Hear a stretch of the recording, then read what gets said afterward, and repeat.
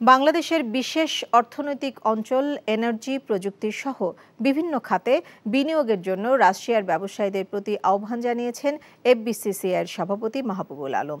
দুপুরে রাজধানীর গুলশানে এফবিসিসিআই কার্যালয়ে বাংলাদেশ রাশিয়ার বাণিজ্যিক সম্পর্ক উন্নয়ন শীর্ষ গোলটেবিল বৈঠকে তিনি এই আহ্বান জানান। গোলটেবিল বৈঠকে অংশ নিয়ে রুশ রাষ্ট্রদূত আলেকজান্ডার মন্টিটস্কি বলেন, বাংলাদেশের ব্যবসা প্রতিষ্ঠানগুলোর সঙ্গে রাশিয়ার ব্যবসা প্রতিষ্ঠানগুলোর সরাসরি যোগাযোগ স্থাপন সম্ভব হলে দুই দেশের দ্বিপাক্ষিক বাণিজ্যের পরিধি বাড়বে। গোলটেবিল বৈঠকে বাংলাদেশ ও রাশিয়ার ব্যবসায়ী নেতারা উপস্থিত ছিলেন। পরে উভয় দেশের ব্যবসায়ীরা B2B বৈঠকে বিভিন্ন বিষয়ে আলোচনা করেন।